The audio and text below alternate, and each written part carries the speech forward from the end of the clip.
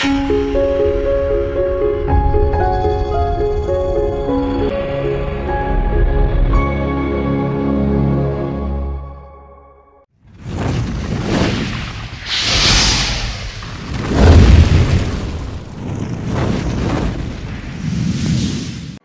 बार हम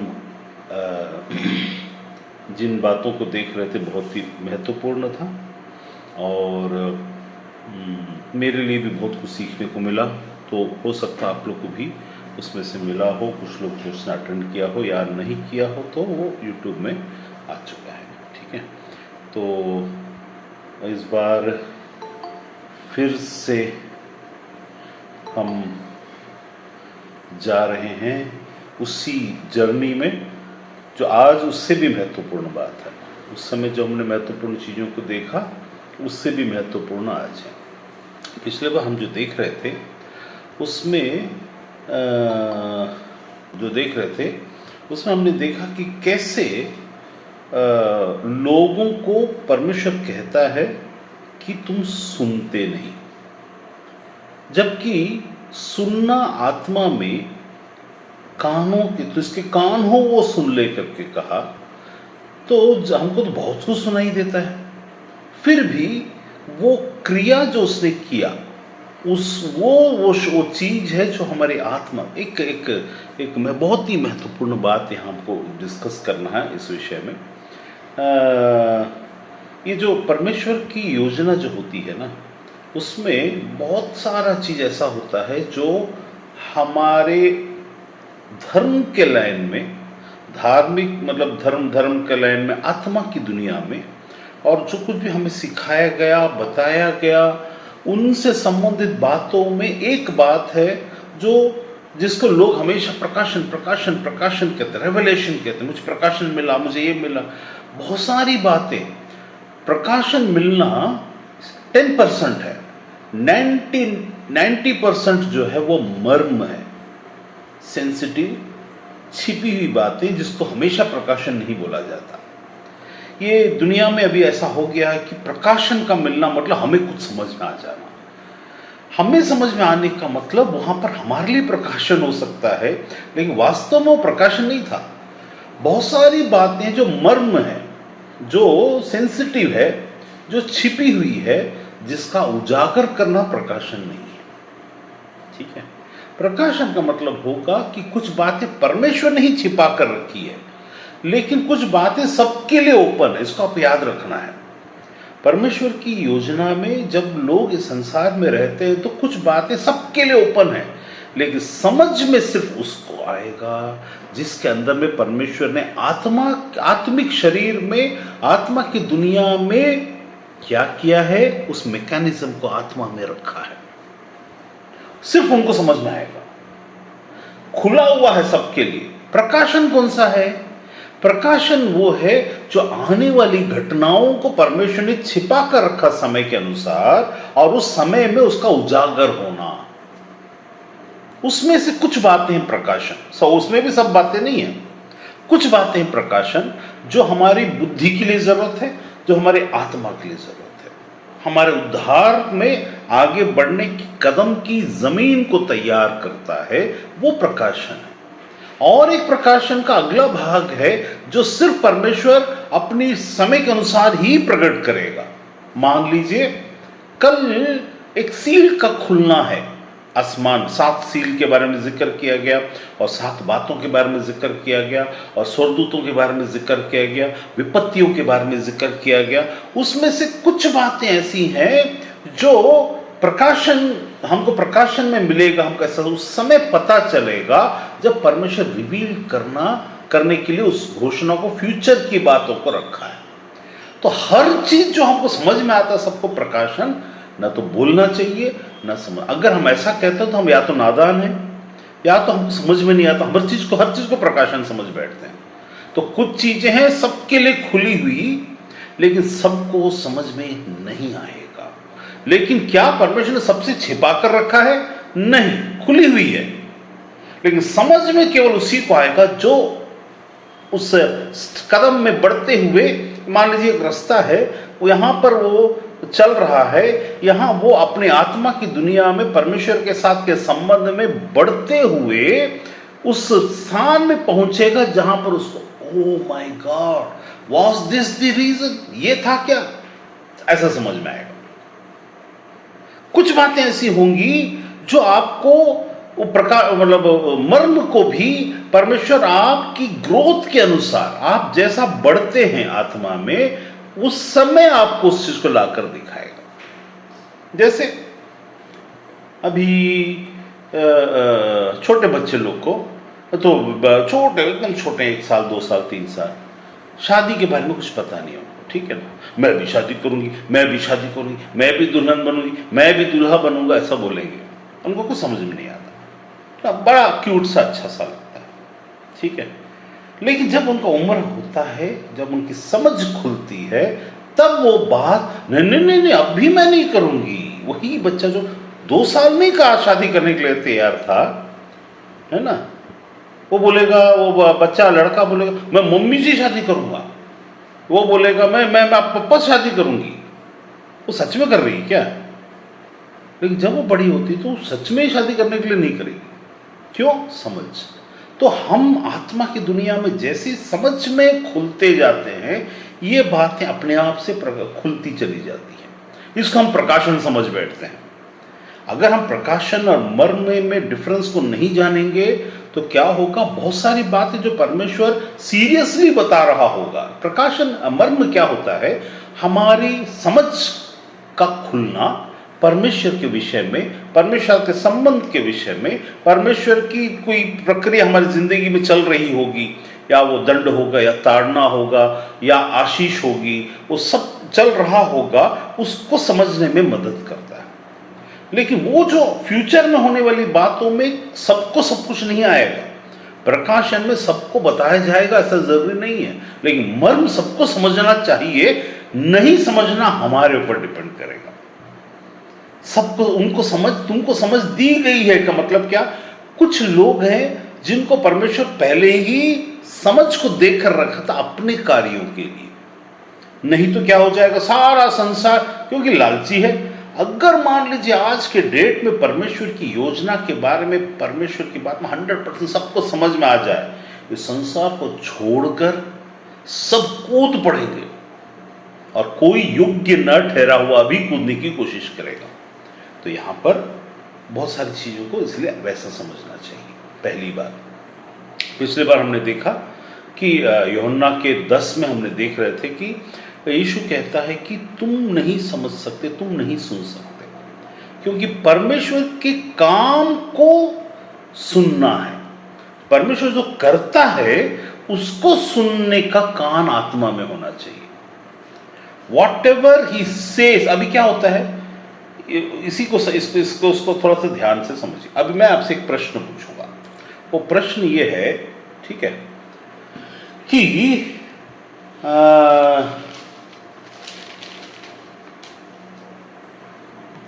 क्या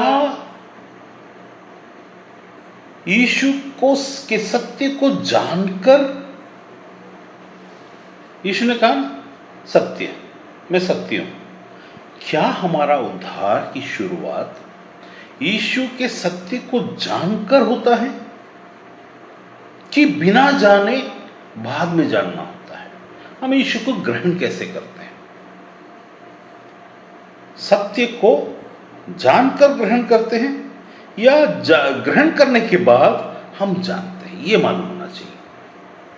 तो आप में से कोई कमेंट, मतलब बोले ना, अगर किसी को कुछ कमेंट में आपको समझ में आता है, नहीं आता है तो एन लिखिए, आता है तो वाई लिखिए। नहीं आता है समझ में, कि जानकर आप यीशु को उद्धार, मतलब सत्य को जानकर आप यीशु को ग्रहण करते हैं, ग्रहण करने के बाद जानते हैं। किसने लिखा ये वाला? कहाँ जाके देखें उसको, मैसेज में, हाँ हाँ, ग्रहण करने के, एकदम सही उन्होंने लिखा, एकदम सही। ग्रहण करने के बाद जानते हैं, ग्रहण करने के बाद जानते हैं। तो अब ये याद रखिए कि हम जानकर, सत्य को जानकर ग्रहण नहीं करते, ग्रहण करने के बाद जानते हैं। अब क्या जानकर हम यीशु ग्रहण करते हैं? फिर सत्य को बाद में जानते हैं। तो हम क्या जानकर उसको ग्रहण करते हैं? वो कैसे होता है? वो चीज होता कैसे है? मतलब हम यीशु को ग्रहण करते हैं, सब तो ग्रहण नहीं करते, तो वो कैसे ग्रहण करते? कैसे कि यीशु को मेरा प्रभु है तू, और हम बोलते हैं अरे पापों की क्षमा कर प्रभु, और ये है वो है। हम आज मान लो यीशु को क्रूस पर नहीं चढ़ा, कि उस समय की बात है जब हम बात कर रहे हैं, क्रूस पर नहीं चढ़ा। परमेश्वर चुनता है ना, हम थोड़ी चुनते हैं उसको। परमेश्वर चुनता है, ठीक है ना? लेकिन ये होता कैसे? परमेश्वर चुनता तो बाकी लोग को क्यों नहीं चुनता? तो जो नहीं चुना गया वो तो नरक चला जाएगा। फिर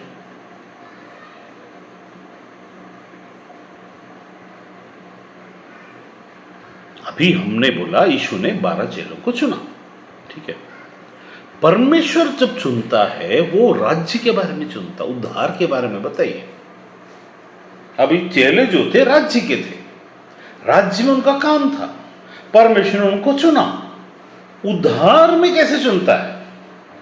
क्या परमेश्वर उद्धार में भी चुनता है? क्या सबको सेंत मेत में नहीं दिया गया? राज्य में चुना जाना और उद्धार के लिए चुना जाना। हर उद्धार प्राप्त करने वाला राज्य में प्रवेश करे जरूरी नहीं है। हर उद्धार के लिए चुना हुआ राज्य में प्रवेश नहीं करेगा, लेकिन फिर भी स्वर्ग जाएगा। तो उद्धार के लिए कैसे होता है?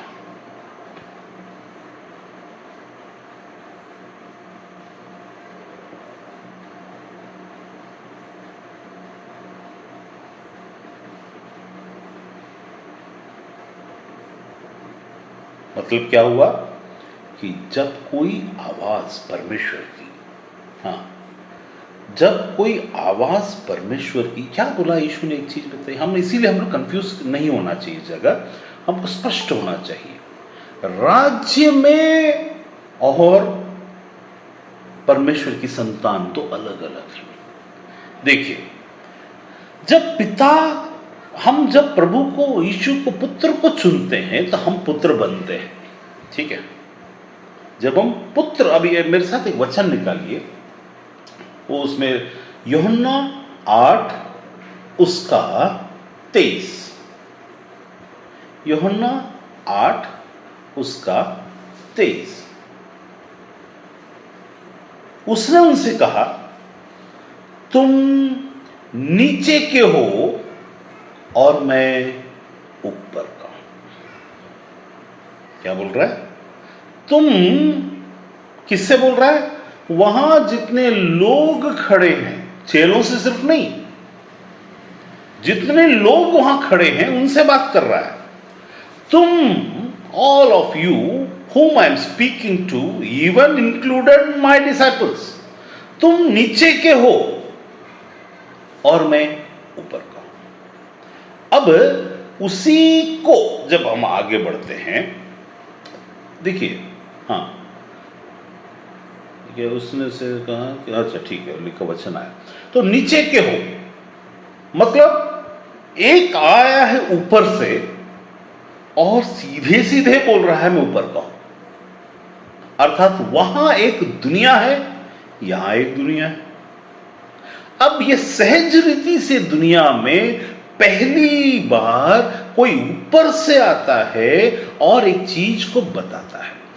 तुम नीचे के हो तो तुम्हारा ओहदा नीचे का मतलब यहां पर तुम नीच हो, मैं ऊपर हूं नहीं बोला। उसने बोला तुम नीचे के स्थान, मतलब वो जगह जहां पृथ्वी से संबंधित बात है। उसका अगला लिखता है तुम संसार के हो, मैं संसार का नहीं। अब क्या ये संसार उसके द्वारा से नहीं बना? क्या पृथ्वी, यहां समझना है।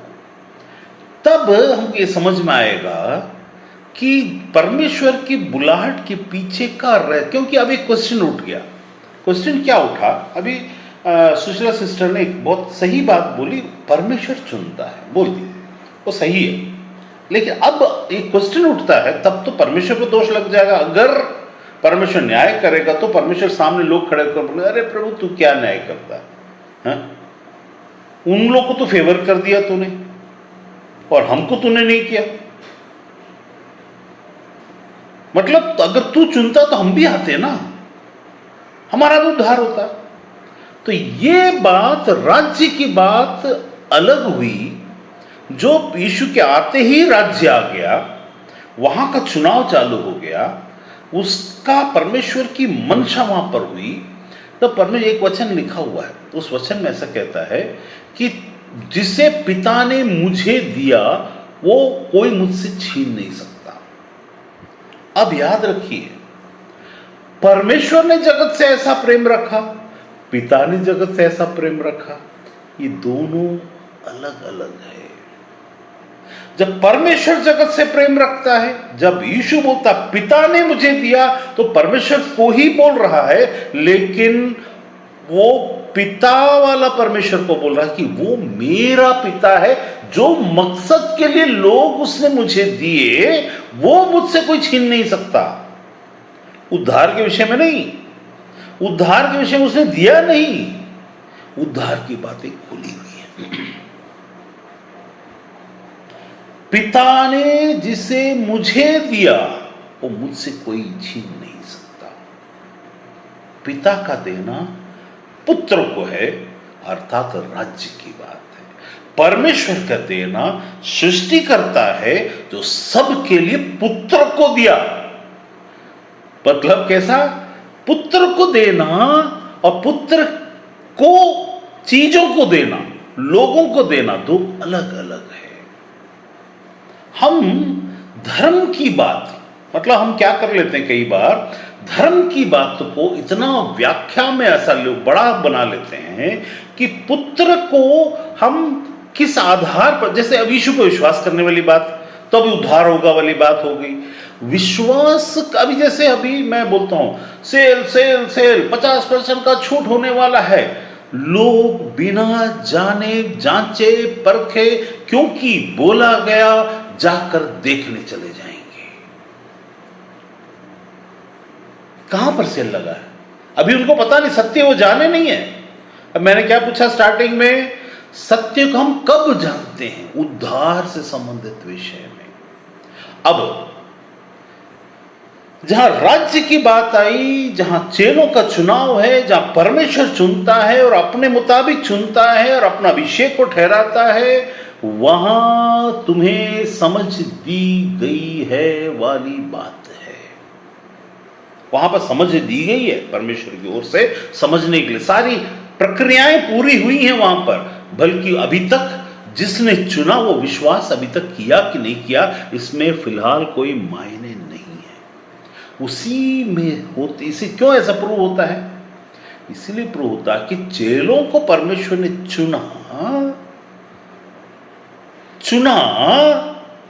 चुनने के बावजूद यहूदा इस्करियोती चला गया। हमको लगता है चला गया, वो असल में चला नहीं गया।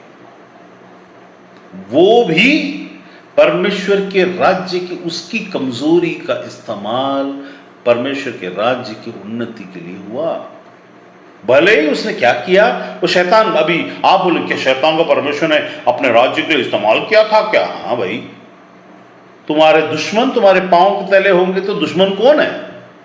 शैतान ही है ना, शैतान की सेना ही है ना, संसार ही है ना, जिसका परमेश्वर का संसार नहीं है, यीशु ने बोल दिया।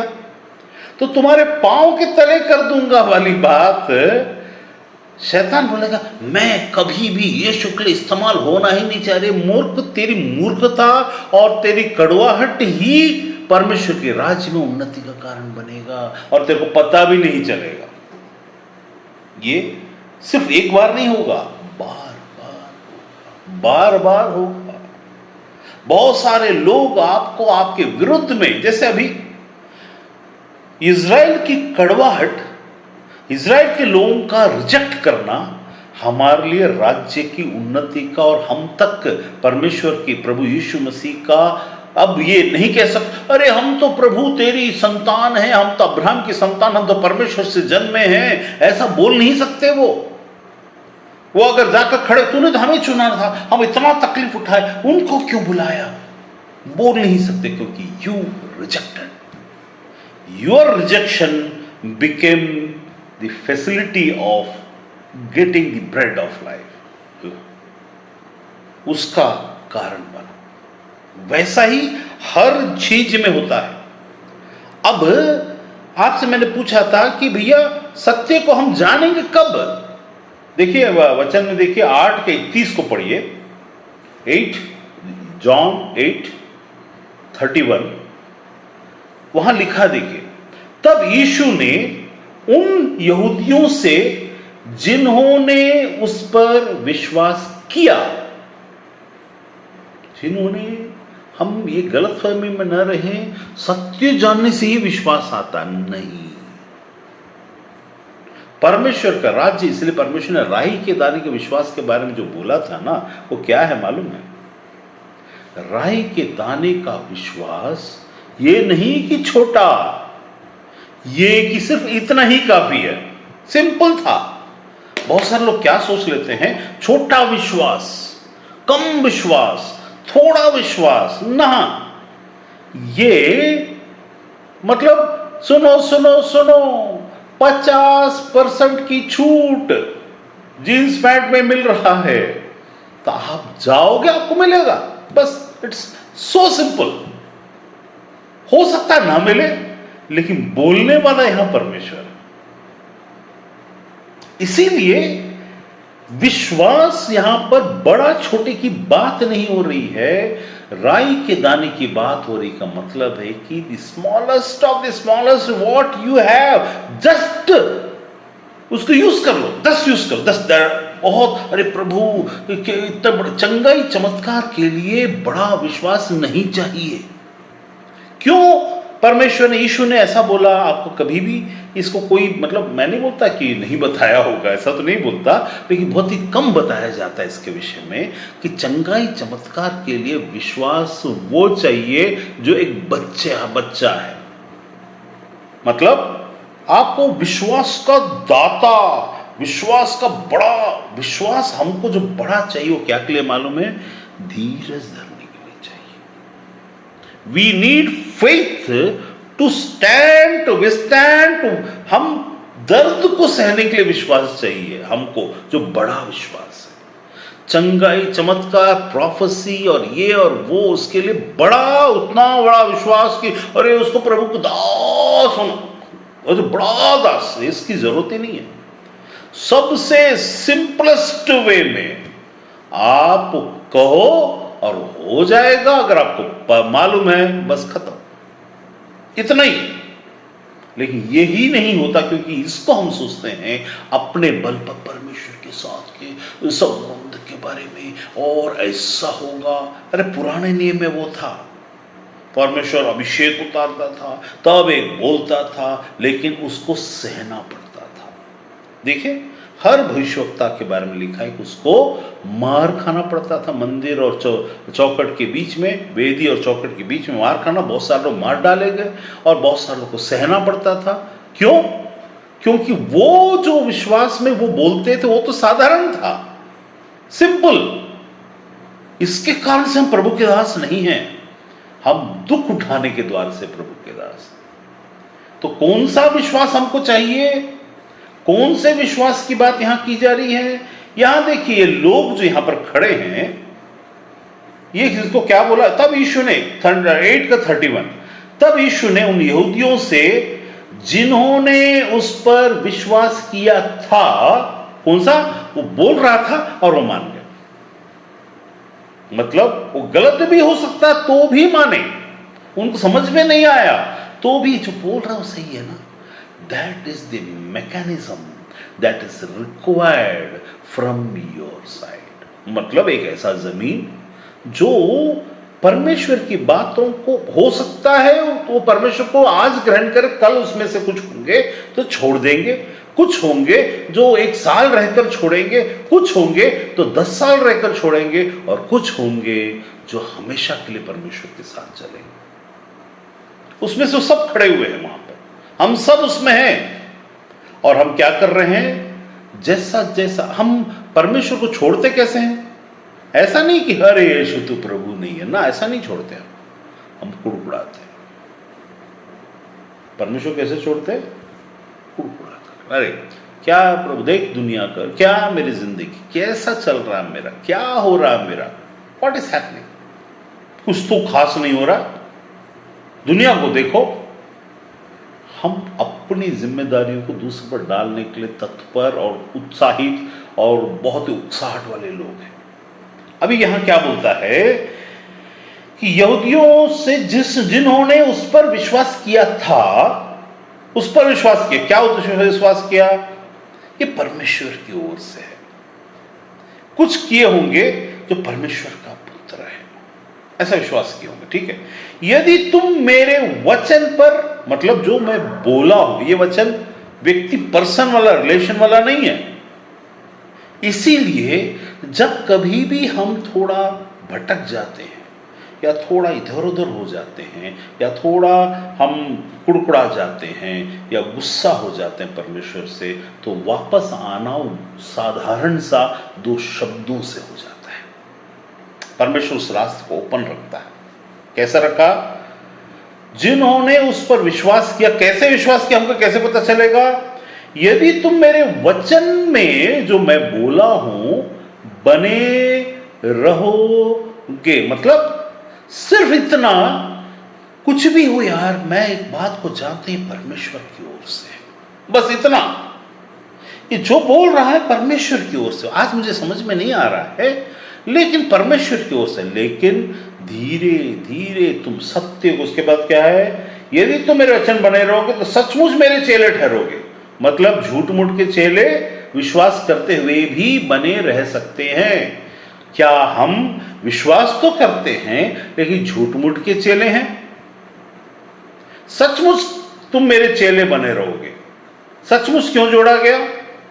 क्योंकि झूठ मूठ का चेले बने रहने की भी वहां पर प्रावधान है। वो कैसे होता है?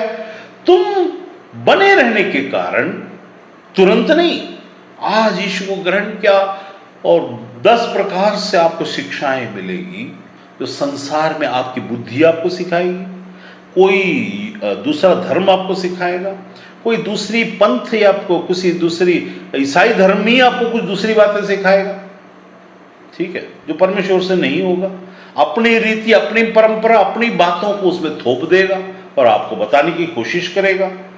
तब परमेश्वर बोलता, तुम सत्य को मेरे उस वचन पर जहां पर तुमने विश्वास किया, कैसा? मैं नीचे का नहीं, ऊपर से आया हूं। बस तुम संसार के हो, मैं संसार। बस इतना मानने पर आप बने रहकर उस बात पर, उसने कहा मैं मानता हूं, बस मेरा प्रभु है, तू मेरा प्रभु है, ऐसा मानने के लिए और सत्य को जानना चाहिए। ये अभी इनके प्रभु नहीं बना है। प्रभु बनने पर राज्य की बात आ जाती है। अभी केवल उद्धार की बात हो रही है, पुत्र बनने की बात हो रही है। अब आगे में फिर से एक बार बताऊंगा कैसे होता है। तब वचन में बने तो सच में मेरे, तुम सत्य को जानोगे। Now you will have the disparity in your heart, in your mind. आपके अंदर में तत्परता होगी कि तुम जानो। अब अगर ये तत्परता आपके अंदर नहीं आई, जानो, आपने विश्वास किए, कर लिया, हाँ उसने बोला विश्वास कर, और अपने काम में उलझे हुए हो। यहां यीशु ने बोला सबसे पहला अब तुम्हारा जानने के बाद काम है कि परमेश्वर के राज्य और उसकी धार्मिकता की खोज। अभी तो अंदर नहीं आए हो, उसके राज्य और धार्मिकता की खोज अब करना शुरू कर दो। यदि तुम उसको मिस कर जाओगे तो क्या हो जाएगा? तुम हाँ मैं यीशु को विश्वास कर, कौन सा वाला जो उद्धार होकर तुमको स्वतंत्रता की ओर, स्वतंत्रता कैसी होती है देखिए, आगे हम पढ़ेंगे। थोड़ा अच्छे से मन लगाकर, अगर बोर लग रहा है तो भी आप मन लगाकर जानने की कोशिश करें। इस चीज को। तो बोला तुम सत्य को जानोगे और सत्य तुम्हें स्वतंत्र करेगा। मतलब इनकी पापों की क्षमा हुई है क्या यहां पर? नहीं।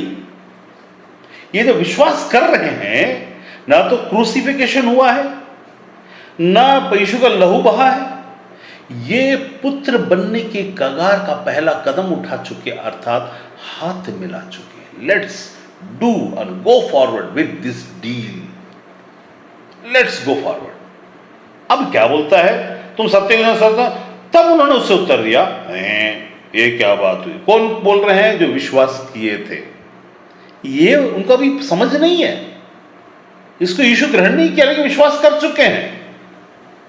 हम क्या ऐसे वाले विश्वास कर चुके? ज्ञान तो बहुत है, लेकिन संबंध के विषय में हम उसकी मन का इंटरेक्शन आत्मा में नहीं ले पा रहे हैं। क्या ऐसी स्थिति में, या हमने खोज पहले कुछ दिन किया फिर छोड़ चुके हैं, वैसी स्थिति में है?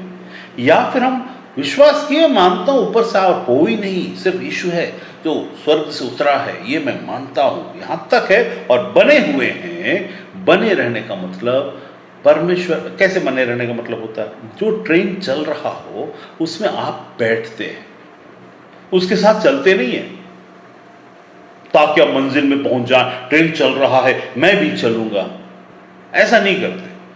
जो परमेश्वर को जब आप लेते हैं तो वो समय भी उसके द्वार से बना है। वो तो जैसे समय दौड़ता है, परमेश्वर की हर योजना हर पल चलायमान है।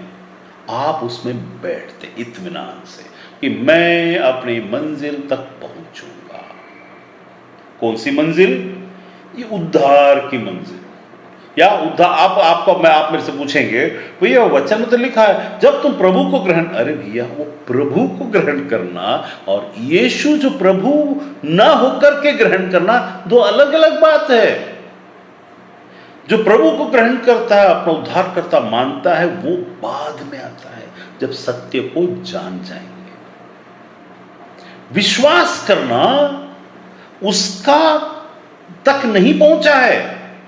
आप अगर 1000 मतलब 50 साल से 100 साल से विश्वास कर रहे हैं, हो सकता अब तक आपको उद्धार ना हुआ, हो सकता है ऐसा भी हो और आपको पता भी न चले। आप बाइबल भी पढ़ते होंगे ना। अभी मैं हिस्ट्री का किताब पढ़कर आया हूं और सिविक्स का, लॉ का किताब पढ़कर आया हूं।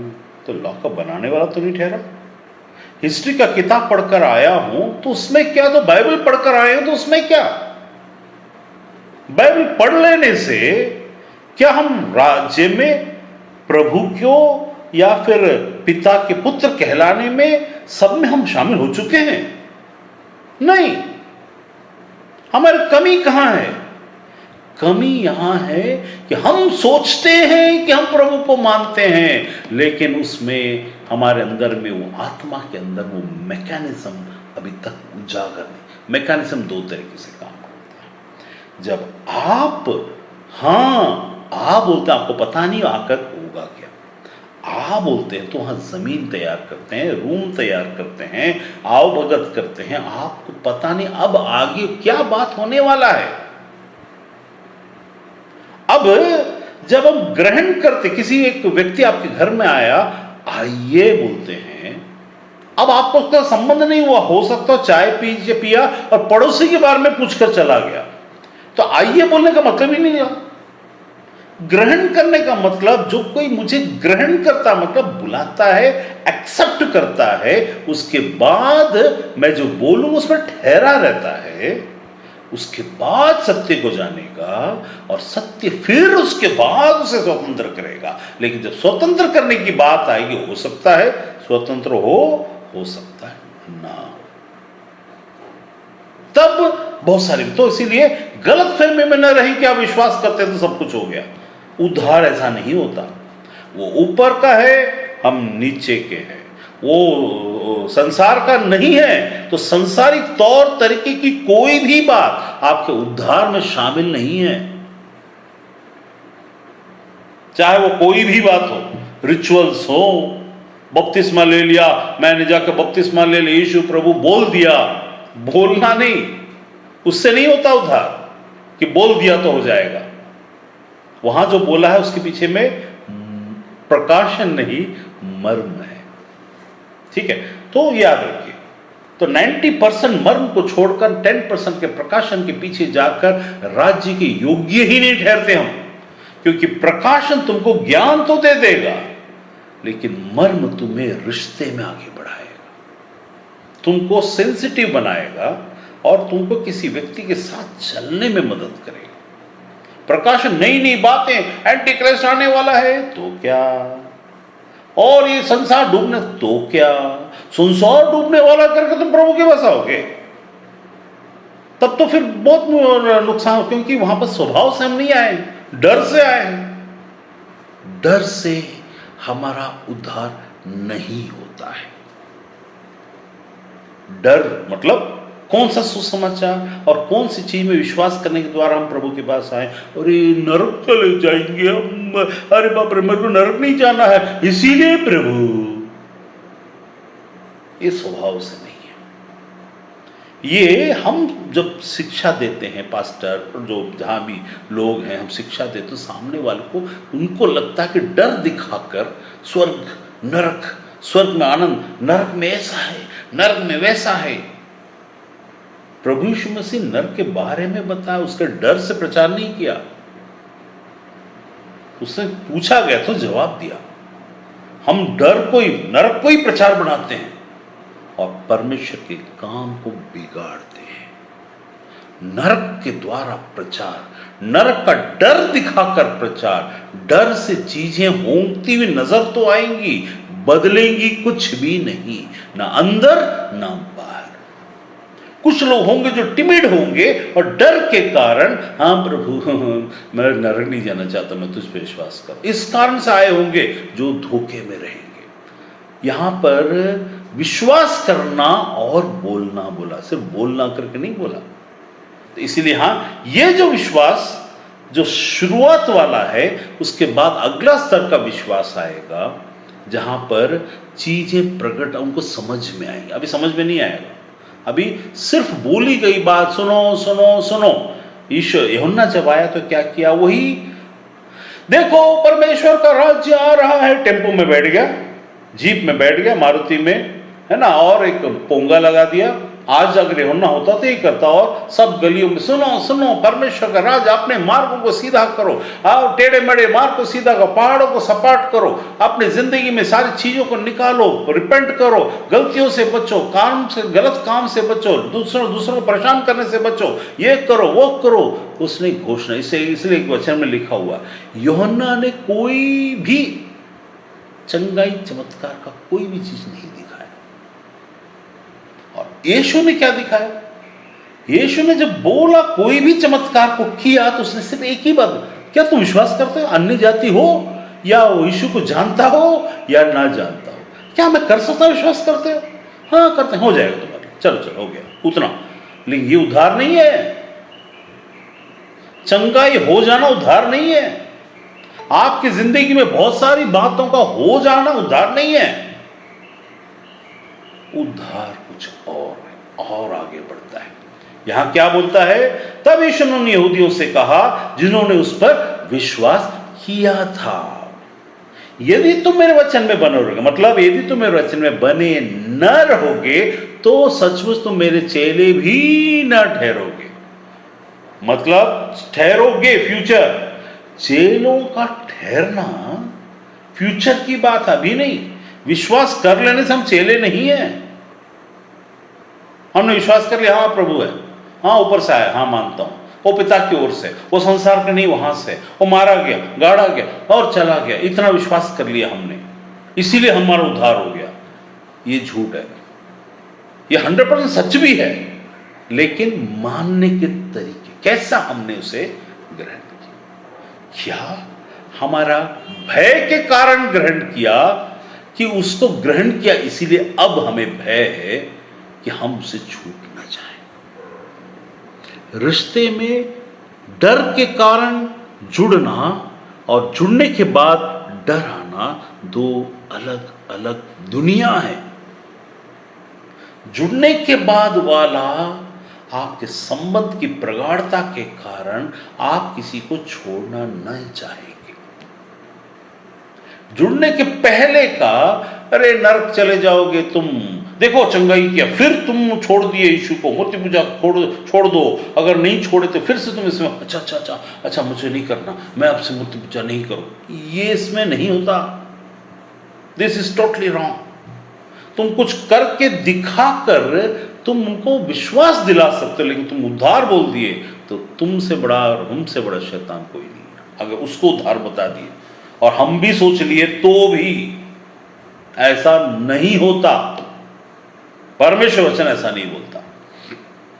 यहां क्या बोलता था? इन लोगों ने एक चीज किया, जो विश्वास किए थे उन्होंने एक चीज किया। वो क्या बोलते हैं? हम तो अब्राहम के वंश से हैं, ठीक है, और कभी किसी के दास नहीं हुए, ठीक है। और वो कब दास नहीं हुए? उन लोग हुए थे दास, ठीक है, लेकिन ये जो जनरेशन जो यीशु से बात कर वो दास नहीं हुए। फिर तू कैसे कहता कि तुम स्वतंत्र हो जाओगे?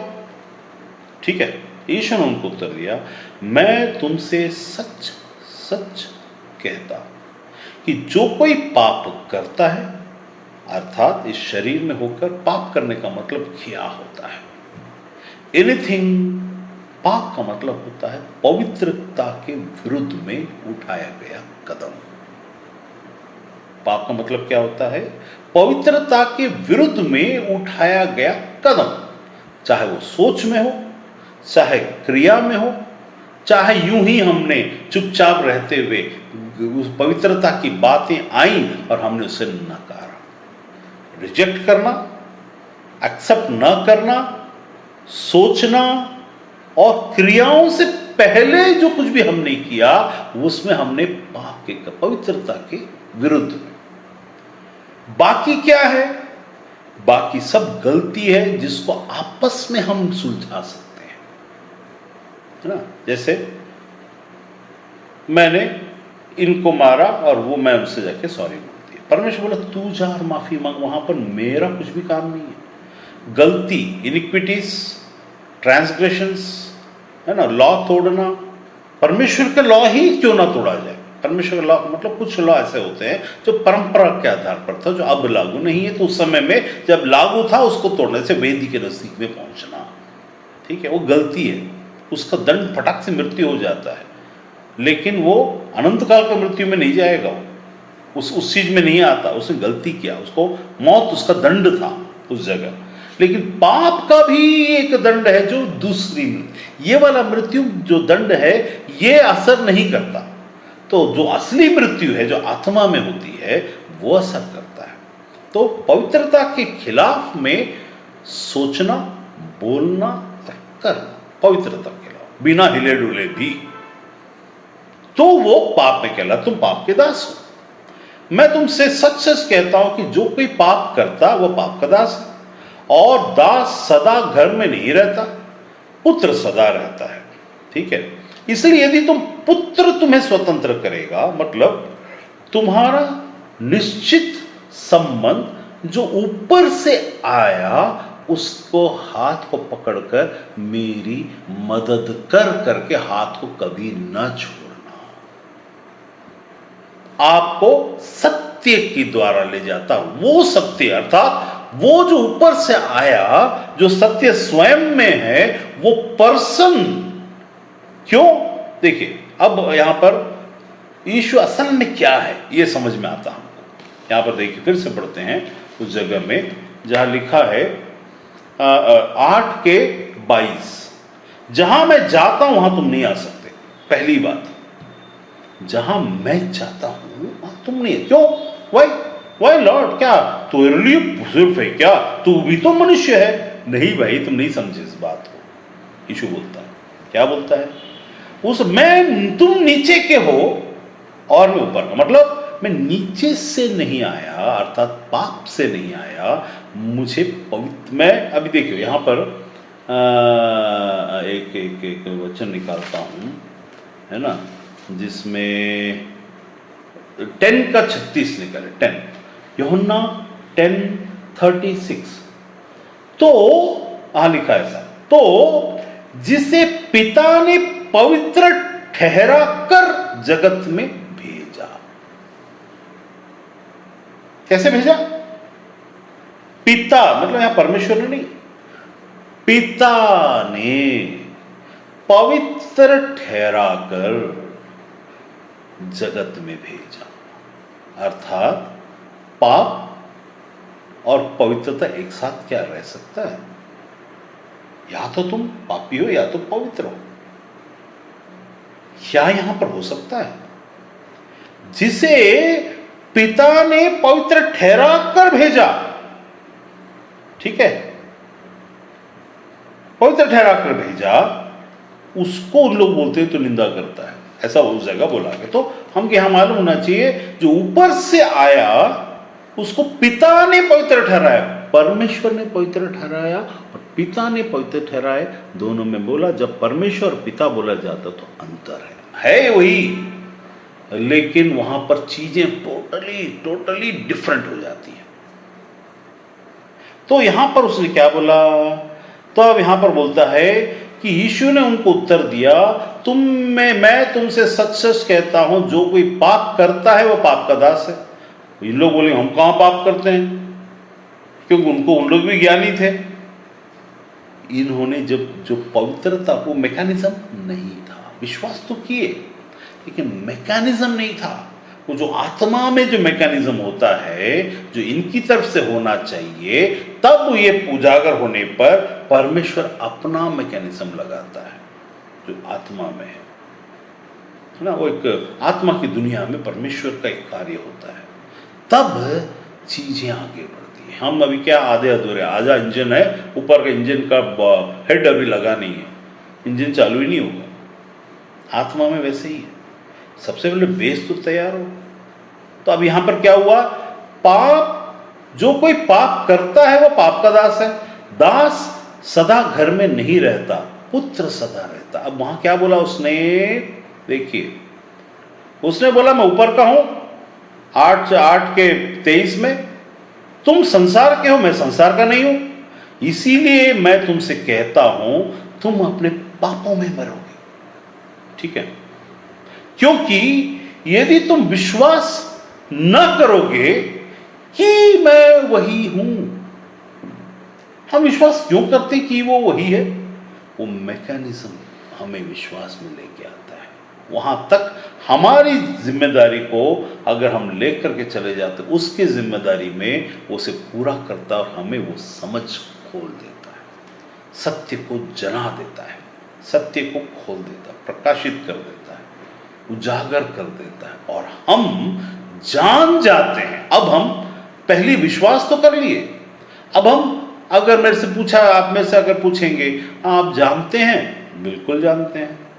कब से जानते हैं? मैं तो मसीह को बचपन से जानता हूं, लेकिन कब आपने उसको ग्रहण किया?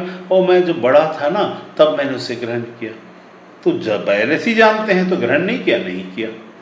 हो सकता जिंदगी भर जानता और ग्रहण ना करता, लेकिन मैं उसके पीछे ही चलता, क्रिसमस मनाता, चर्च जाता, टाइप देता और सब कुछ करता, लेकिन मैं उसका नहीं बनता, पिता का नहीं बनता, सिर्फ परमेश्वर का ही रह जाता। परमेश्वर का हम बने रहना हमारे क्या दिखाता मालूम है? हमारा क्लास अभी बढ़ा नहीं है। हम परमेश्वर के बने हुए हैं।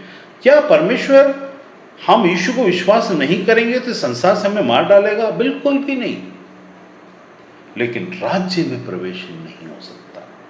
परमेश्वर हर एक को, संसार में चाहे किसी भी धर्म का हो या मानता हो या ना मानता हो, सबका वो परमेश्वर है, लेकिन सबका पिता नहीं। वो परमेश्वर सबका हो सकता है, वो भी कैसा? अभी क्या है, उन्होंने एक जगह निकाल के बताता हूं कि उस जगह में बोला,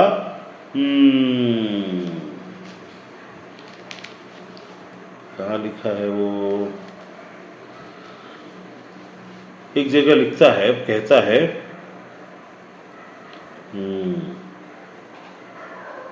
ये देखो 8:42, यीशु ने उनसे कहा यदि परमेश्वर तुम्हारा पिता होता तो तुम मुझसे प्रेम रखते। वो मैकेनिज्म तुम्हारे अंदर होता। The accepting chip will be new. शैतान ने आखिरी में आके एक चिप लगाएगा। वो क्यों लगाएगा मालूम है? ऑलरेडी आत्मा में परमेश्वर चिप लगाता है हम में। यदि परमेश्वर तुम्हारा पिता होता तो चिप आत्मा में तुम्हारे अंदर ऑलरेडी लगा चुका होता, वो एक्टिवेट हो चुका होता और तुम मुझसे प्रेम रखते। तुम डरते नहीं, क्योंकि जिसके लिए हम प्रेम करते हैं उसको अभी शेर आ गया तो उससे, अरे हम इससे प्रेम को, वो कैसे ऐसा हो सकता है, शेर कैसे, मारो उसको। एक एक माँ, क्यों माँ को ऐसा बोला जाता, माँ बचाती है, करते हो क्यों? वो कितना भी, एक रील देख रहा था, उसमें भालू आया था, बच्चे खेल रहे थे, वो सीधा माँ गई भालू को पकड़ के कंपाउंड से धक्का मार देती है। दूसरे के बच्चे खेल रहे होते तो औरत हो सकता है ना करती, उसने माँ प्रेम। वैसा ही ये जो प्रेम होता है वो हमारे अंदर का इनबिल्ट स्वभाव होना चाहिए, इनबिल्ट होता है। तो यहाँ पर क्या बोलता है, यहाँ पर लिखता है कि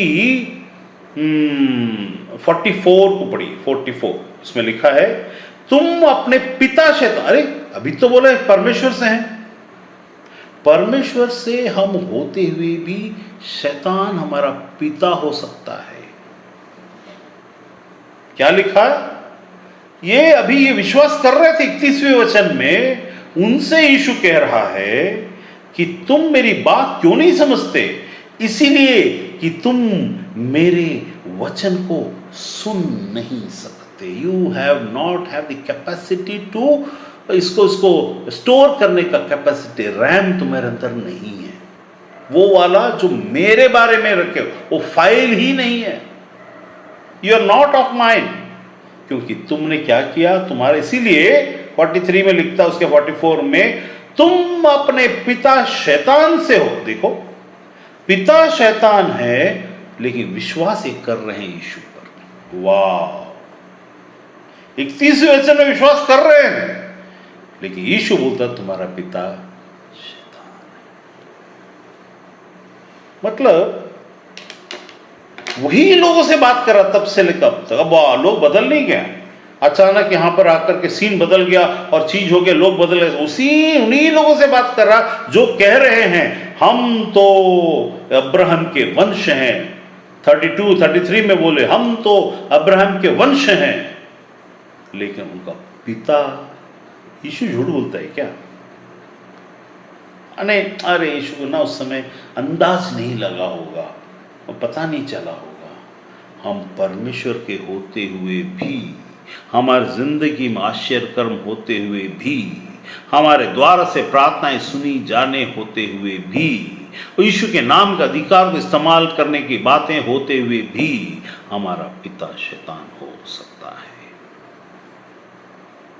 यदि सत्य से स्वतंत्र नहीं, क्योंकि यीशु है वो सत्य जो हमें स्वतंत्र करता है। ये स्वतंत्रता पाप से संबंधित बातों में, पाप मतलब जो पवित्रता के विरुद्ध नहीं जाएगा। परमेश्वर की या पिता, परमेश्वर जो तुम्हारा पिता है कि बात आते ही तुम्हारे अंदर भय आएगा। जो बोलते हैं डर नहीं होता जिसके अंदर, लेकिन भय कौन सा वाला आएगा? ये रिश्ते में हम उसका छोड़ना नहीं चाहने वाला है। I don't want to leave the relation with my Lord, with my God, with my father. God is my father. क्या परमेश्वर आपका पिता है? कि परमेश्वर है Lord, oh God, oh Lord, सिर्फ मुंह से लॉर्ड और मन में भी हम विश्वास कर रहे हैं वो परमेश्वर है करके, हमारा उद्धार नहीं हुआ। तो आप पूछेंगे तो फिर उद्धार नहीं हुआ तो यीशु हमारी मदद क्यों करते? यीशु तो सबकी मदद करता है ना। यहां पर एक चीज बोलता है, क्या बोलता है?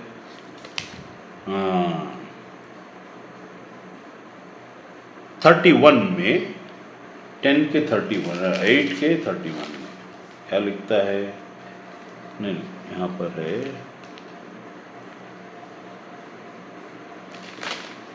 वो तो जगह था जहां पर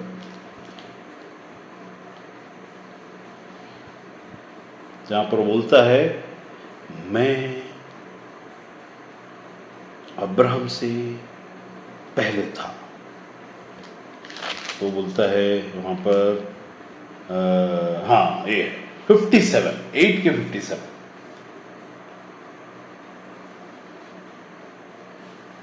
क्या बोलता है?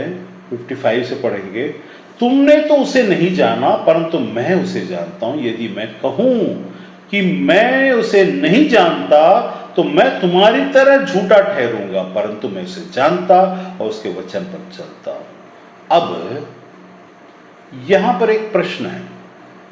यीशु स्वयं वचन था, लेकिन वो पिता के वचन पर चलता है। परमेश्वर पिता, परमेश्वर पुत्र, परमेश्वर पवित्र आत्मा। यहां जो परमेश्वर पुत्र था वो वचन था, जो पिता का वचन था। लेकिन पिता जो परमेश्वर था, वहां क्या बोलता है वो कि वहां पर बोलते यीशु ने उससे उत्तर दिया कि मैं आप अपनी महिमा करूं तो तेरी महिमा को, मेरी महिमा कुछ नहीं, मेरी महिमा करने वाला तुम में से, तुमने तो उसे नहीं जाना परंतु मैं उसे जानता हूं। यदि मैं ना कहूं तो मैं झूठा ठहरूंगा कि मैं उसे नहीं जानता। मैं जानता हूं तुम्हारा पिता अब्राहम मेरा दिन देखने के लिए आशा से बहुत मगन था और उसने देखा और आनंदित किया। देखो, अब्राहम ने देखा और आनंदित किया पिता के दिन को। ये इसको एक याद रख लीजिए, ठीक है। यहूदियों ने उससे कहा अब तक तो 50 वर्ष का नहीं हुआ, फिर भी तूने कहा अब्राहम को तूने देखा। यीशु ने कहा मैं तुमसे सच सच कहता हूं, पहले इससे कि अब्राहम उत्पन्न हुआ मैं हूं। आई एम, मैं हूं। अब्राहम से पहले मैं हूं। तब उन्होंने उसको मारने के लिए पत्थर उठा। अब इस जगह में देखिए, अब्राहम से पहले यह है प्रूव हो गया, उसने अपने मुंह से कहा। अब उसकी बात गलत भी हो सकती है, सच भी हो सकती है। अब यहां क्या जरूरत है उसको मानने का? सिर्फ विश्वास। नहीं नहीं नहीं, वो गलत नहीं बोलेगा। क्यों? उस क्या दिखाता है गलत नहीं बोलेगा? उसके काम, उसका अप्रोच वो दिखाता है। जो काम वो करता है और जिस तरीके से करता है और महिमा को नहीं लेता। हम क्या करते हैं? जब हम काम करते हैं, हम किसी को दान देते हैं या किसी की मदद करते हैं, हमारे मनों के अंदर में आता है कि सबके सामने उसको बोलकर मैंने मदद किया, मैंने दिया, मैंने लिया। ऐसा वाला मदद का हमको घोषणा करना है। तुम पिता की ओर से नहीं हो। पिता परमेश्वर को तो मान रहे हो, ठीक है, लेकिन कभी भी जो परमेश्वर सबका है, सबके लिए है, उसको मानते हुए पुत्र को जिसने उसने भेजा, पवित्र ठहरा कर भेजा, उसको नहीं मानोगे। अब एक प्रश्न उठता है, यीशु को परमेश्वर ने पुत्र बनाकर क्यों भेजा? आत्मा की दुनिया में एक फॉर्मूला है जिसे, जैसे यहूदियों के समय में लोग ना 2 भेड़ लाते थे, 2 कबूतर लाते थे, उसमें से एक को बलि चढ़ाते थे और एक को छोड़ देते थे, जिसको स्वतंत्र करता। मतलब क्या दिखाता है? जो बलि चढ़ाता वो यीशु है, उसके बाद एक उसमें स्वतंत्र हो जाता है। तो तुम जो यहूदी होते थे, वो जो बलि चढ़ाने के इससे होता था उसको छूते थे और अपने पाप 1 साल के लिए, उनका विधि था ऐसा कि 1 साल के लिए मेरे सारे पाप को ढांपा जाए, धोया जाए नहीं, ढांपा जाए, ऐसा विधि था। तो लोग हाथ रखते थे और 1 साल के उनके पाप से अगली विधि आने तक उन लोग वापस उस चीज को करते थे। ऐसा उनका चलता रहा, ठीक है। अब जब मंदिर था, तब जब मंदिर नहीं था तो उन लोग अलग से करने की कोशिश किए होंगे, वो उसके बारे में जानकारी। लेकिन मंदिर जब था वहां पर उन लोगों ने उस प्रक्रिया को किया। अब यहां पर उसका मतलब क्या हुआ? वो मेमना या फिर निष्कलंक मेमना, उसमें कोई भी ब्लेमिश नहीं होनी चाहिए जो बलिदान होता है, तो उस मेमने के पीछे में हाथ रखने के पीछे में इनका उसके साथ आत्मा की दुनिया में परमेश्वर के साथ संबंध में एक माइलस्टोन था उस जगह में, ठीक है।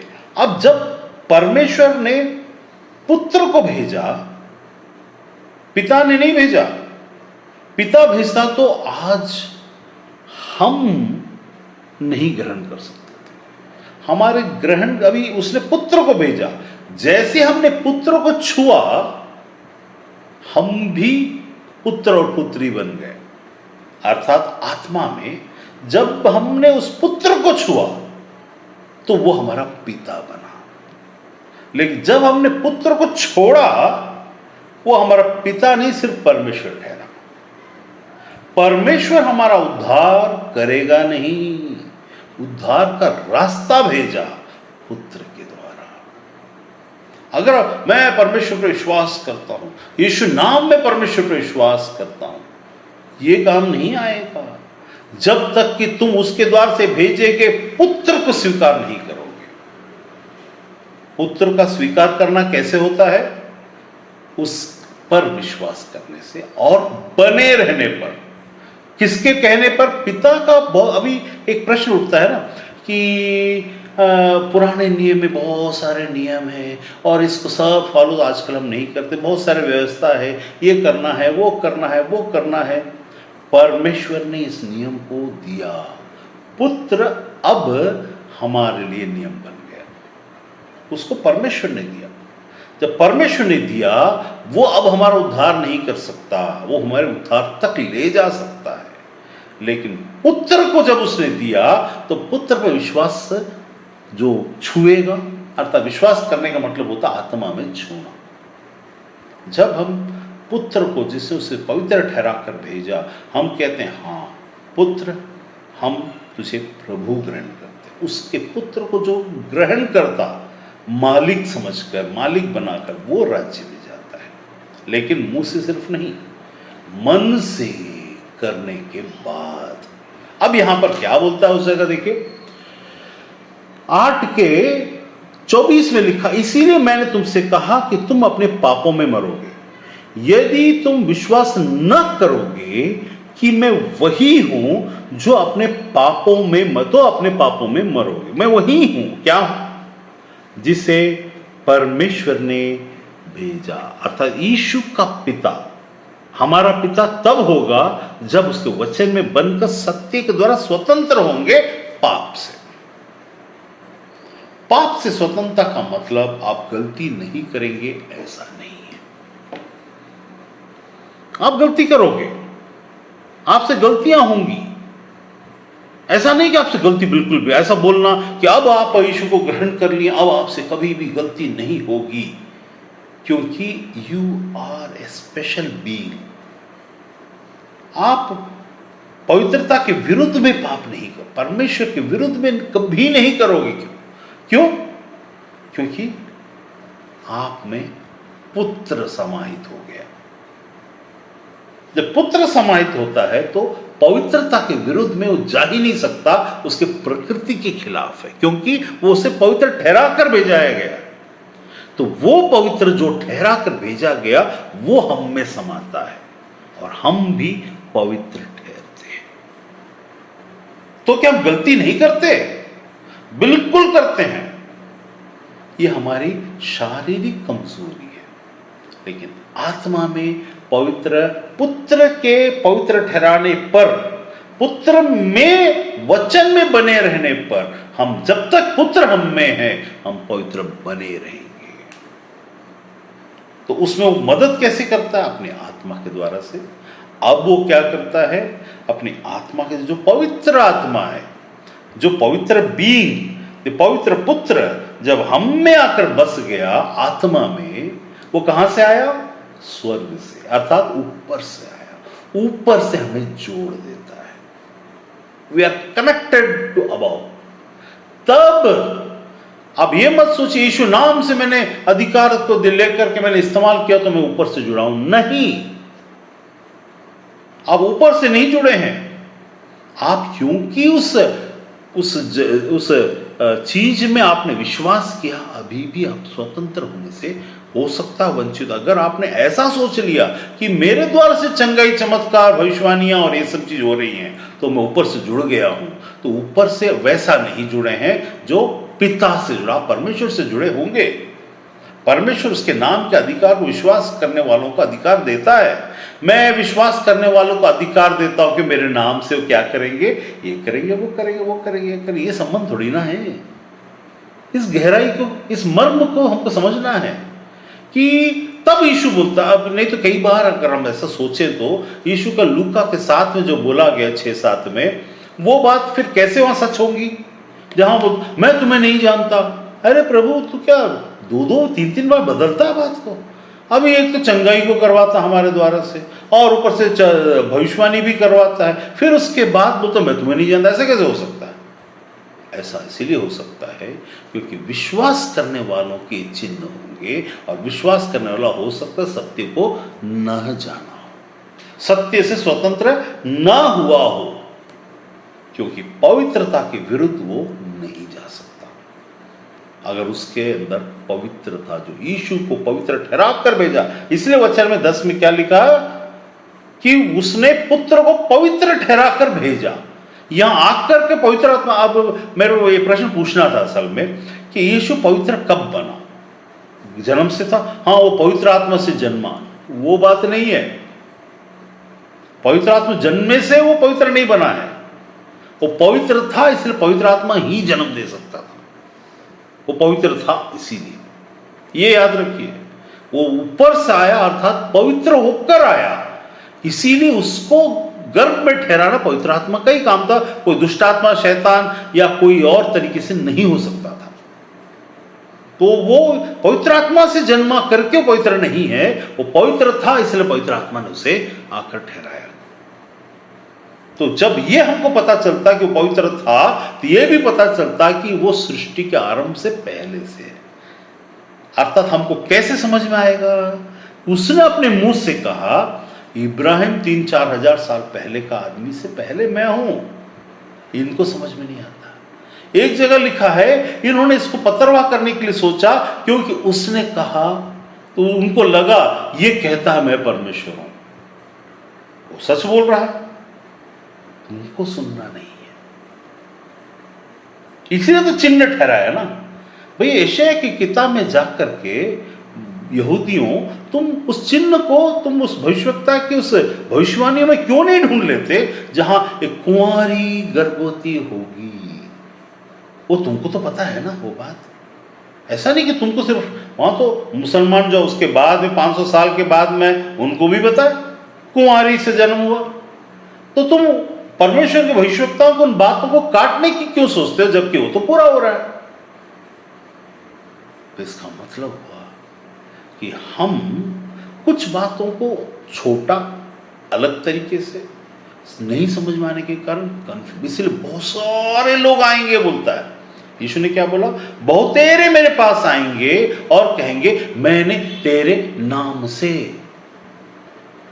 याद रखिएगा, परमेश्वर का मिनिस्ट्री हम नहीं करते। परमेश्वर का मिनिस्ट्री पुत्र करता हमारे द्वारा। वो सेवा करने आया, कैसा? यही सेवा करने आया हमारे द्वारा, हम नहीं करते, इसीलिए हम महिमा नहीं ले सकते। वी कैन नॉट, इफ इतना भी हमने अपनी जिंदगी में नाम कमाने के लिए महिमा, इसलिए उसने 10 में क्या लिखा, 9 में क्या लिखा है? उसने लिखा 9 के 54 में यीशु ने उत्तर दिया, यदि मैं आप अपनी महिमा करूं तो मेरी महिमा कुछ नहीं। यदि मैं 54 को देखिए,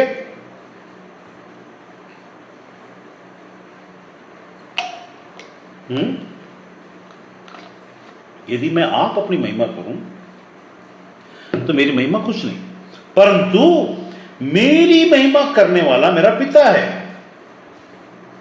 जिसे तुम कहते हो तुम्हारा परमेश्वर। सुनो सुनो अच्छे से सुनो, क्या बोल रहा है?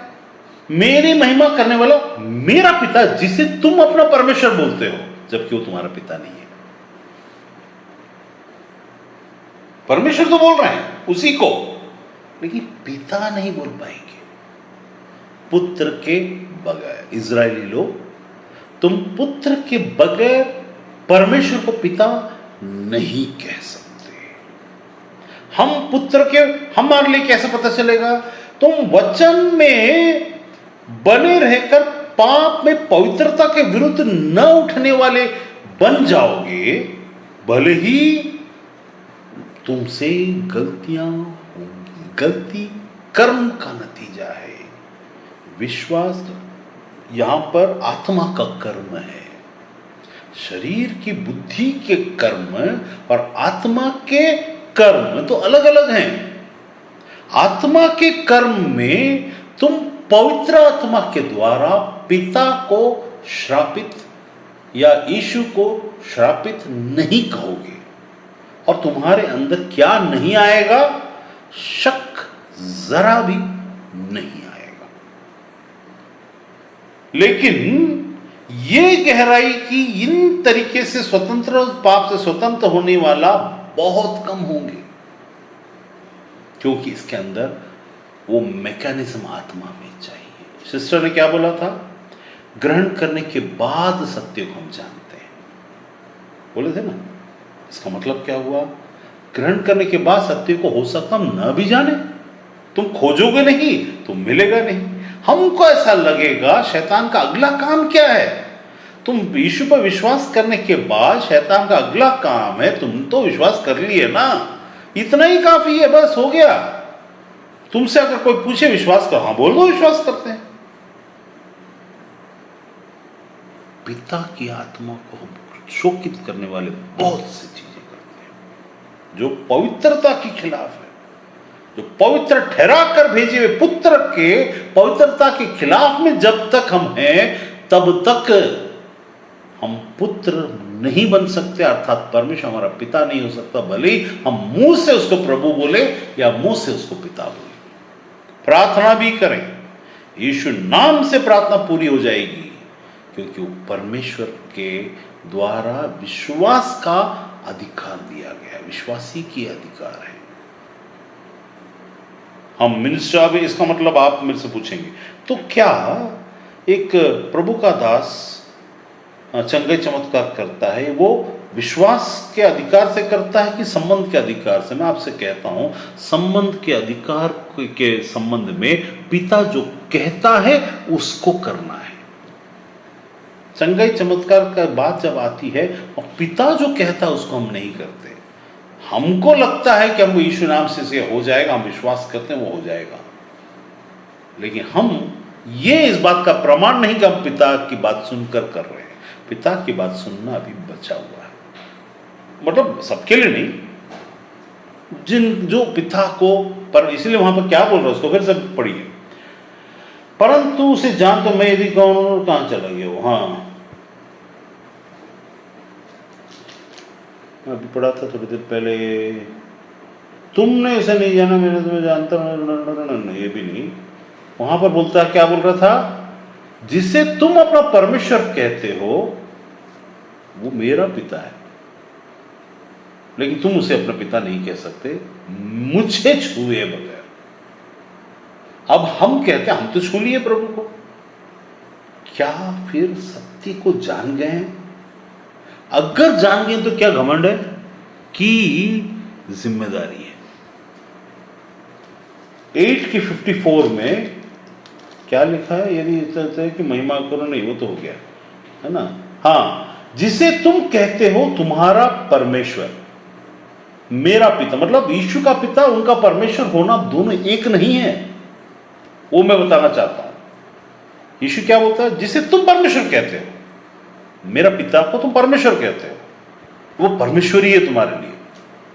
पिता तब होगा जब मैं हूं, मैं नहीं तो वो तुम्हारा परम पिता परमेश्वर की शांति आप सबों में बनी रहे। मतलब क्रिश्चियन वर्ड को नहीं बोल रहा हूं, परम पिता परमेश्वर जब बोला जाता है तो उसको अनंत काल का, हमेशा का पिता, सब धर्म में उसको परम पिता परमेश्वर बोल देते हैं। ऐसा बोलने से पिता नहीं होता। ये तो ऐसा हो गया कि मोदी सबका पिता, जबकि उसकी शादी नहीं हुई, तो उसका अपना बच्चा तो है नहीं, तो सबका पिता बोल सकते हैं बोलने के लिए, वैसा वाला, वैसा बोला जा सकता पिता। लेकिन संबंधित राज्य के अंदर प्रवेश और अनंत काल, तब वहां पर बोलता है। तो वहां पर क्या लिखता है 8 में? क्या टाइम हो गया? 11। हाँ, अभी हम खत्म करेंगे। 8 में क्या लिखता है? यदि तुम विश्वास न करोगे कि मैं पुत्र हूं तो पापों में ही मरोगे। अर्थात पुत्र विश्वास करने के लिए हमको क्या चाहिए? पुत्र को विश्वास करने के लिए हमको ये मालूम होना चाहिए कि मनुष्य बनकर परमेश्वर का वचन आया मनुष्य बनकर। यहां पर एक बहुत बड़ा एक असमंजस की स्थिति है। परमेश्वर ने बोला कि कोई इंसान मनुष्य नहीं हो। आप मुसलमान से पूछोगे, अरे इंसान परमेश्वर हो ही नहीं सकता, क्योंकि उन्होंने मर्म को नहीं जाना। वो नहीं गए परमेश्वर के पास ये पूछने के लिए कि मुझे जिस मनुष्य को तूने भेजा उस पर विश्वास करने का विश्वास की आत्मा दे। वो बयाने में विश्वास की आत्मा दे देता है, लेकिन बयाना कैंसल हो सकता है यदि हम अग्रसर होकर इस बात को न जाने कि पवित्रता के खिलाफ हम कहीं भी खड़े ना हो। हम कैसे कैसे खड़े हो सकते हैं? 2-3 उदाहरण। हम यदि किसी भी जगह में किसी भी प्रभु के दास को, चाहे वो फॉल्स हो या ट्रू हो, विरुद्ध में अपने मन में रखते हैं, भले फॉल्स हो तो हम तो साथ तो देंगे नहीं, लेकिन विद्रोह को अगर हम मन में रखते हैं उस व्यक्ति के प्रति, तो हम पिता के प्रति रखते हैं। क्यों? हमको तो उसका साथ देना नहीं चाहिए? हाँ, नहीं देना चाहिए, बिल्कुल नहीं देना चाहिए। लेकिन जब हम विद्रोह को, क्योंकि हमको तो पता नहीं कि कल को जाके स्वर्ग में मिल गया तो आप क्या करोगे? आखिरी में रिपेंट कर लिया तो, आखिरी में पश्चाताप कर लिया, स्वर्ग में परमेश्वर ने उसको बुला लिया तो, या पिता ने उसको राज्य में स्थान दे दिया तो थोड़ा कुछ गलतफहमी के कारण हो गया, ऐसा करके बोल दिया तो। वचन में तो लिखा है बहुत सारे व्यभिचारी और बहुत सारे पियक्कड़ और इन लोग उन लोग परमेश्वर राज के तुमसे पहले अधिकारी हो जाएंगे, क्योंकि तुम इस बात में स्लो हो जाओगे कि ये समझने में कि तुम अपनी स्वधार्मिकता को परमेश्वर की धार्मिकता से बड़ा समझते हो। मतलब हमारे मनुष्य के अंदर में एक प्रकृति होती है कि हम अपने विषय में अच्छा पवित्र है, मैं ऐसा नहीं चाहता, मैं ऐसा नहीं करता। सामने वाला कोई छोटी सी गलती करके पकड़ में आ जाए, वो तो मैं ऐसा नहीं करता करके पवित्र मानने से रुक जाते हैं, अर्थात उन्हें तुच्छ ठहरने के लिए। परमेश्वर ऐसा नहीं करता। परमेश्वर के बहुत सारे तरीके से पुत्र काम करता है, बहुत सारे तरीके से।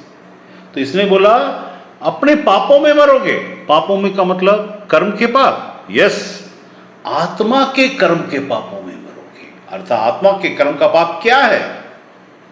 पुत्र आ चुका है और पुत्र को तुमने स्वीकार नहीं किया। पुत्र को स्वीकार करने के लिए क्या स्वीकार करना पड़ेगा? पुत्र तुम्हारा प्रभु अगर है तो तुम अगर उसके सचमुच के चेले बनोगे तो उसने जो दुख उठाया उस दुख में तुम भागीदार हो जाओगे। वो दुख वैसे ही उठाने की जरूरत नहीं है, लेकिन उस दुख में भागीदार कैसे होंगे?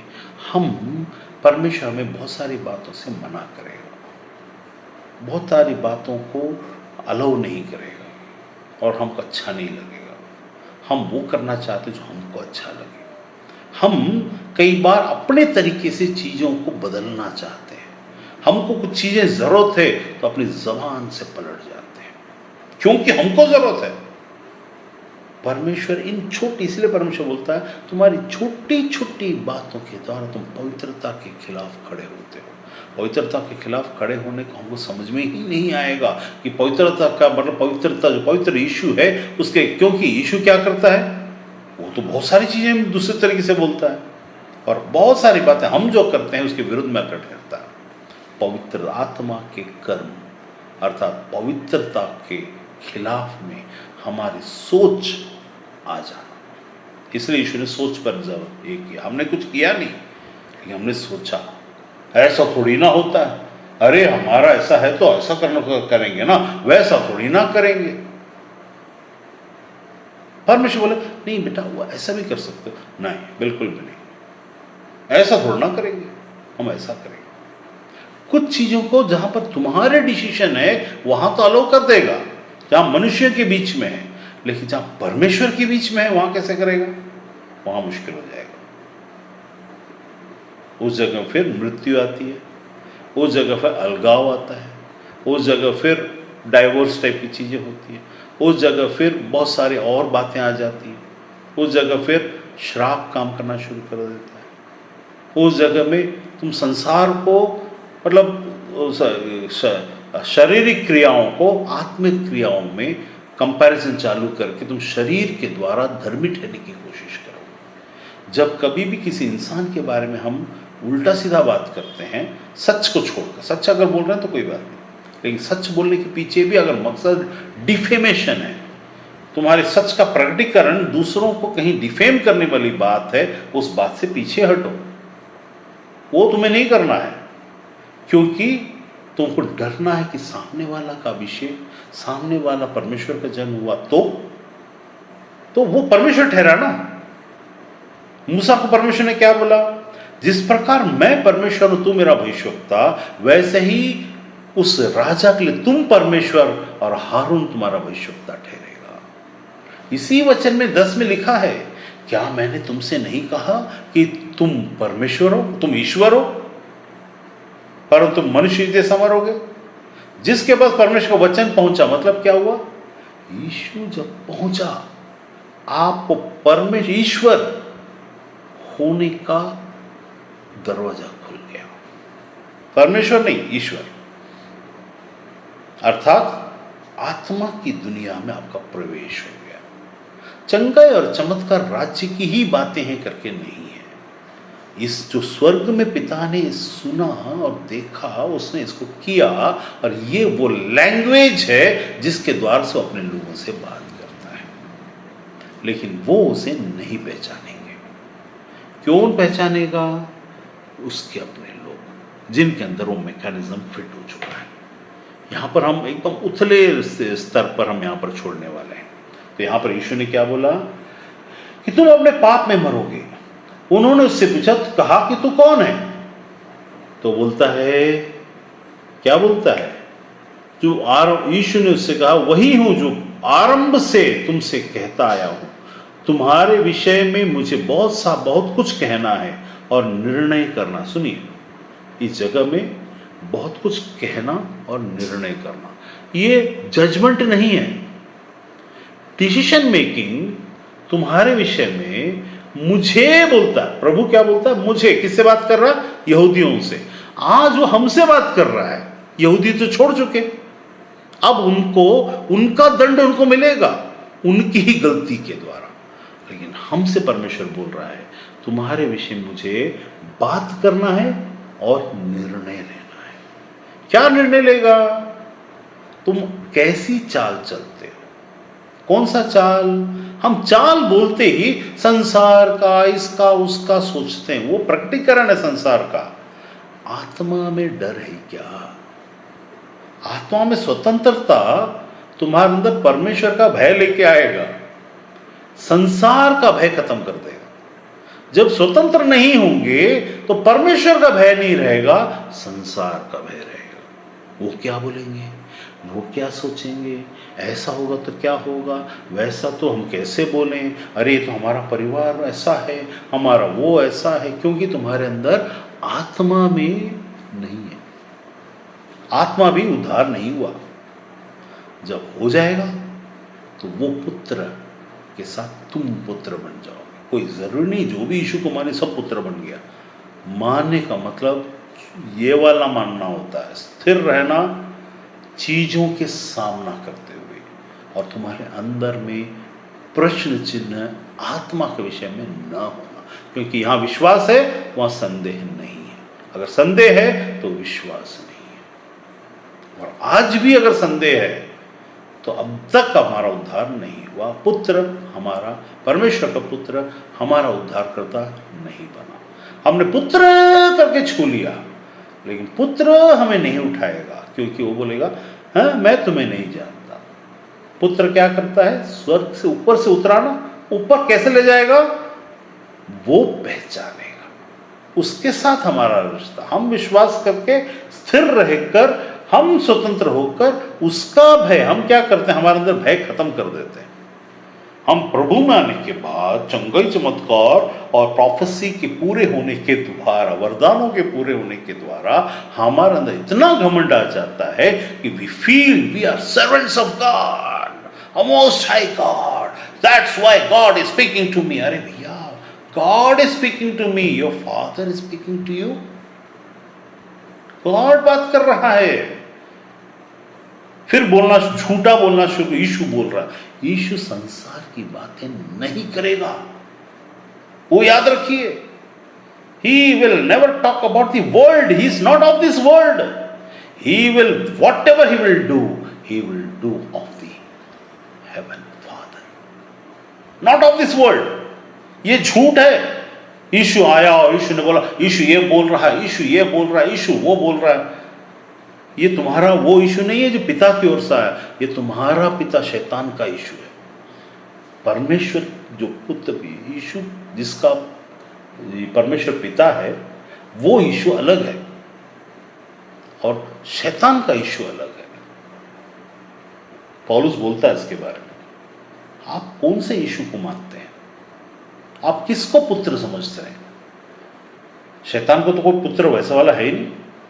अगर वो कर रहे हैं और वैसा कर रहे हैं जिसमें सिर्फ ब्लेसिंग है और चीजें हैं, इसका मतलब है कि आपको चीज, ईश्वर शैतान ने बोला तुम जो मांगो मैं तुम्हें देता हूं, पूरा संसार का ऐश्वर्य, संसार की बातें, दुख उठाना अवश्य है। इसको याद रखिए, परमेश्वर का राज्य बिना दुख उठाए नहीं हो सकता।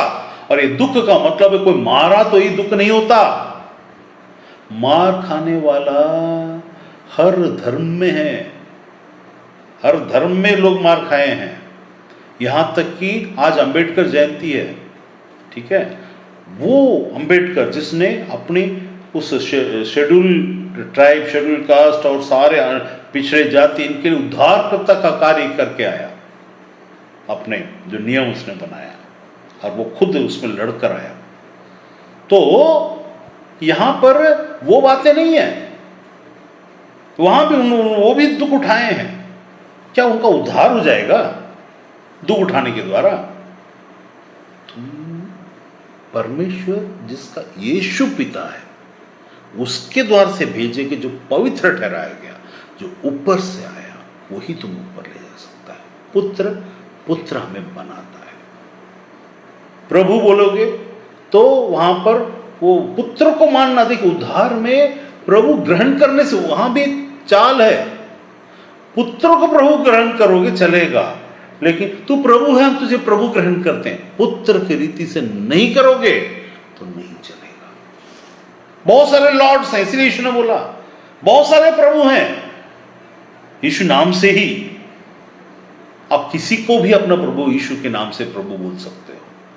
एकमात्र है जो पवित्र ठहराकर पुत्र बनकर आया, सन सन सन, वही सन परमेश्वर का पुत्र।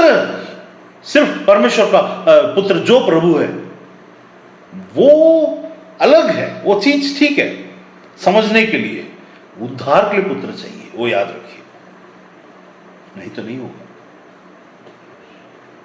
परमेश्वर भी उद्धार नहीं करता जब तक पुत्र पर विश्वास नहीं कर। वो क्या लिखा है कि मैं वही हूं। ये गलतफहमी में मत रहिए प्रभु बन गया, हो गया, खत्म। इसको प्रभु बनाए, हमको क्या मालूम? कोई भी प्रभु, हजारों प्रभु है, यीशु नाम से ही है, ठीक है। आपको स्वप्न भी दे सकता है, दर्शन भी दे सकता है, बात भी कर सकता है, हजारों।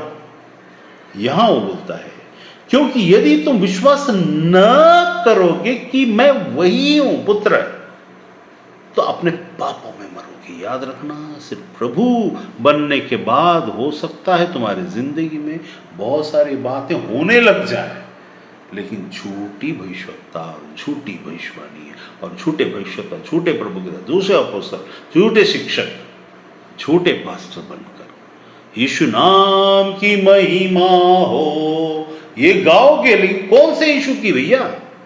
पुत्र की ना, जो परमेश्वर यीशु का पिता ने जिसे भेजा, जो पवित्र था, पुत्र पर विश्वास करना, क्योंकि पुत्र और कोई इस संसार में दिया ही नहीं गया, दिया ही नहीं गया।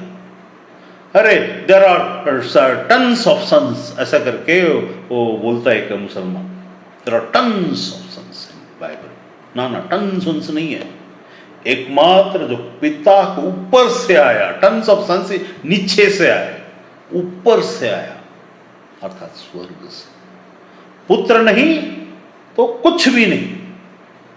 और यही तो विडंबना है कि उसको ग्रहण करने के लिए आपके अंदर आत्मा में मैकेनिज्म चाहिए। जो परमेश्वर बयाने में देता है उसको क्रिएट करने में आपको यूज करना, नहीं दिया हुआ यूज नहीं किए आप पुत्र के सत्य को नहीं जान सकते।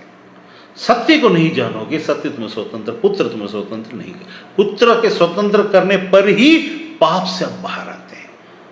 किसी भी प्रभु के नाम से आने वाले के स्वतंत्र, मैं यीशु हूं और तुम्हें स्वतंत्र करता हूं, मैं तुम्हारा प्रभु हूं, नहीं हो सकता। तो इसीलिए वो उस गलत डॉक्ट्रिन में मत चले जाइए जहां पर अरे यीशु तो प्रभु है, प्रभु है, परमेश्वर के पुत्र है। यीशु जो तू स्वर्ग से आया, तू जो पवित्र है, तू जो मरा हमारे लिए, वो क्रूस पर मरना उसका काम था। वो क्रूस पर मरना नहीं भी मरा होता तो पुत्र स्वतंत्र कर सकता है, वो याद रखिए, पापों की क्षमा कर सकता है। ये क्रूस पर मरना हमारे आगे के लिए जीवन देने के लिए था, न कि पापों की क्षमा के लिए। क्योंकि उसने कहा जा तेरे पाप क्षमा हुए। यीशु लोग ये कौन होता, परमेश्वर ही पाप क्षमा करता है, ये कौन हो सकता है? पर उसने, यीशु ने बोला क्रूस में चढ़ने से पहले क्या बोलता है? जा तेरे पाप क्षमा हुए। ये पुत्र को पाप क्षमा का अधिकार दिया गया है। क्रूस पर जान देना उसके लिए नहीं था। क्रूस पर जान देना, यहां लिखा विश्वास, यहां जो विश्वास कर रहे हैं वो सत्य को जानेंगे। कैसे? क्रूस के सत्य में क्या जानेंगे? क्यों उसने अपने शरीर को तोड़ा? वहां शैतान के साथ की लड़ाई थी और शैतान को हराना था। परमेश्वर अगर शैतान नहीं है और शैतान को खत्म भी कर दिया होता, सपोज एक बात के लिए, तो भी वो पापों की क्षमा देने का अधिकार रखता है। उसमें कंफ्यूज मत होना है कि क्रूस पर चढ़ा तभी हमारे पापों की क्षमा हुई। तो फिर उन लोग का जिसको उसने कहा, उसने क्यों कहा कि पुत्र को पापों की क्षमा का अधिकार दिया गया है? अधिकार था। क्रूस पर चढ़ा, उस प्रकृति को, उस नियम को, जो मेमना बनकर परमेश्वर के सामने हमारे लिए पुत्र बनाने के लिए। पापों की क्षमा हो जाने से पुत्र नहीं बनते। पुत्र जब हमें पुत्रत्व में हमें ले चलता तब हम पुत्र बनते हैं। तो पुत्र ने अपनी आज्ञा को पूरा किया, जो पृथ्वी के आरंभ से बलि हुआ मेमना था। वो पिता की आज्ञा को पूरा करने के लिए आया और उस तरीके से उसने ये सिद्ध किया, मैं परमेश्वर का पुत्र हूं। उसने ऐसा करते हुए सिद्ध किया। इसलिए हम जब विश्वास करते हैं, हम अब पुत्रत्व को प्राप्त करते हैं। पापों की क्षमा यीशु उसके बगैर भी दे देता तो क्या हो जाता? हम राज्य में थोड़ा ना जा सकते थे, हम अधिकारी थोड़ा ना बन सकते थे। पापों की क्षमा हो गया, हम पापों की क्षमा हो गया, लेकिन हमारा नया जन्म नहीं हो सकता था ना, क्योंकि नया जन्म के लिए पवित्र आत्मा जो लहू था हम में आना जरूरी है। तब नया जन्म, पापों की क्षमा और नया जन्म तो अलग अलग बात है। पापों का ढपना और पापों की क्षमा। पापों की क्षमा होने के बाद हो सकता फिर से हम परमेश्वर के विरुद्ध में खड़े हो जाते, लेकिन अब उसने बोला मैं अब तुम्हारे अंदर नया हृदय डालूं। तो इसीलिए क्रूस को छोटी बातों में मत जोड़िए, वहां बहुत बड़ा योजना है, वो हम कभी किसी दिन बात करेंगे। बहुत बड़ी योजना है। क्रूस में जो हुआ वो उद्धार से संबंधित बातों में सिर्फ एक भाग है, जो राज्य में शैतान को हराने और दूसरी मृत्यु से बचाने से संबंधित बात के लिए था। अर्थात वो मनुष्य बनकर, जब उसको मनुष्य होना जरूरी है, पुत्र मतलब मनुष्य का पुत्र होना जरूरी है। जब मनुष्य का पुत्र बनकर जब वो वापस आया, आदम बना, हमें भी वो रास्ता खोल दिया। आई एम दी वे। वहां से आते समय वे नहीं है, यहां से जाते समय वे था। वो रास्ता लेकर आया, लेकिन रास्ता बनकर गया। अब पाप एक मनुष्य को मृत्यु नहीं दे पा रही है सेकंड वाला, इसलिए बोलता तुम अपने पापों में मरोगे। पापों में मतलब अरे मैंने उसको गाली दिया तो इसलिए उसमें मरूंगा, वो वाला नहीं। हम सब परमेश्वर के नजर में धर्मी नहीं ठहरे, हम उससे कम ठहरे। तो उसने मृत्यु को हराकर नया जो आगे का उद्धार का आगे का मार्ग को उसने प्रशस्त किया। I am the way, I am the light, है ना, आई एम द लाइफ, ये सब चीज वहां पूरा किया जब वो बाहर आए। तो इसीलिए पुत्र जरूरी है, पुत्र के बगैर उद्धार नहीं। तो याद रखिए, और इसके आधार पर और भी जब कुछ प्रश्न होगा तो हम बात करेंगे। आज के लिए हम यहीं पर समाप्त करते हैं। प्रभु अपने वचन पर आशीष